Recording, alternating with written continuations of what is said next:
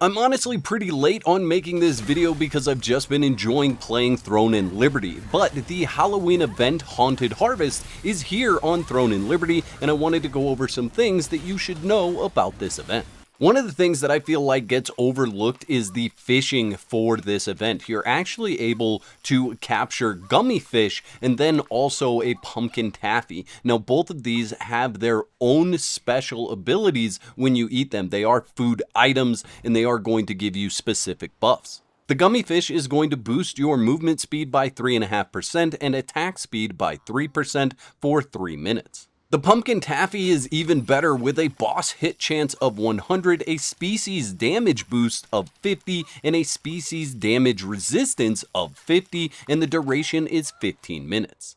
There are 2 new vendors that you're going to want to find for this event. One of them has a stagnant spawn in Vienta Village, and the other one walks around the area of Vienta Village. He walks along the path that I'm going to show here from Vienta Port all the way into Vienta Village, and then he heads north and along this road here all the way down to the Nesting Grounds waypoint. The Wandering Peddler has 3 daily items that you can buy: the Dimensional Pumpkin, the Chocolate, and the Candy Corn. The stagnant spawn for the event merchant has a handful of items as well. Now, I recommend not buying the Pumpkin Lord headpiece, the Jack-o'-lantern Izzy, the Hollow Knight, or the Punky Pumpkin right away. The reason why is because you can go to the co-op dungeon and actually earn these items in that dungeon. So I would recommend going after the RNG for those, and then if you don't end up getting them towards the end of the event, you can use the pity system to buy those items. You need the candy corn currency to open that box, so obviously you want to buy that from the peddler and then do your check-in to get the other one. The daily check-in also has the ability to rectify missed days, so if you miss some days, you can click on that to get more candy corn. And you definitely want to run this dungeon, especially for the Abundance Bundle, to help you kit out your purples because it has a lot of those precious growth stones.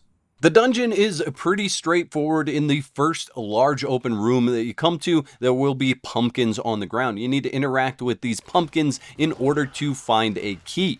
This is the only spot in this dungeon where you should be interacting with random pumpkins. If you don't get the key from the pumpkin, it will create an enemy that you can either defeat or run away from once you have the key. In the second room, you don't want to interact with all the pumpkins on the floor. They will again generate enemies, but in this room, they actually have icons that are above the pumpkins that you need to interact with in order to take those back to the pumpkin chariot.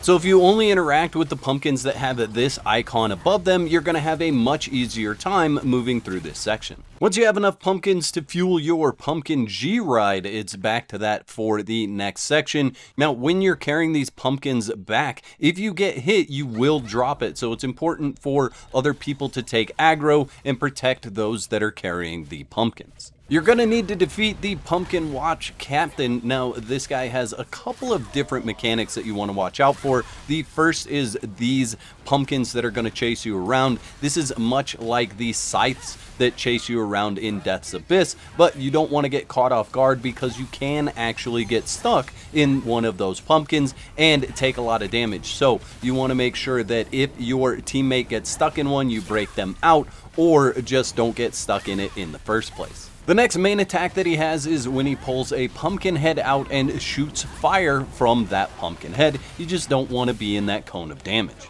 There's a timed event where you have to head down this hall and try to stay away from the pumpkins that are coming through those hallways. Honestly, I always fail at this. I just wait for one person to make it to the end, and then once that one person makes it, then you don't have to contend with those pumpkins anymore. So if you're struggling getting this done, get one person through and everyone else will be able to just walk through with no issues. Then it's on to the boss. Don't worry if you die during this fight or you don't make it in time, you can just re-enter this arena. Just use this grapple to make it inside. The mechanics for this fight are pretty easy to understand once you go through it. So if there's orange rings on the ground, stay out of them, block or parry when you need to, and then watch for him to put 2 rows of fire on the ground and just get out of those as quick as possible. When you see the shield pop up around him, there will be 3 pedestals that need to be moved towards him in order to break his shield. If you don't end up doing that, it's not the end of the world. You can still defeat him. He's just going to take reduced damage. When you see the rows of pumpkins spawn, you can enter the ones that are lit up. There are 3 waves that come, so it's very easy to get yourself into a pumpkin should you need to. You don't absolutely have to get into one, but you do take quite a bit of damage if you're not in one. So if you're squishy DPS like I am, make sure you get in a pumpkin. At some point during the fight, he's going to call you nasty pests. This is going to be when he turns you into a mosquito, and what you want to do is play red light, green light here. As you're moving towards him, you want to get on the ground prior to the music ending. If you run into the bats during this process, they will fear you and you'll go wherever the game wants to send you. But the idea is to make it to his green circle and then start doing damage again. And that's pretty much it. Just wash, rinse, and repeat through these different mechanics, and then claim your chest at the end. Make sure you come in here with candy corn, otherwise you'll come in here for no reason. Hopefully you get some good RNG with the Amatoi and different things so you don't have to buy those. You can instead use them to make the Choco Spider Cookie or the Spooky Pumpkin Pie, which is going to give you different bonuses when you eat them. I'd like to thank all my YouTube members for your continued support. Y'all are absolute legends. Don't forget to whack the like button if you enjoyed the video and subscribe for more content. And if you don't want to be out of whack, there's another video on the screen right now that you can click to support more of my content.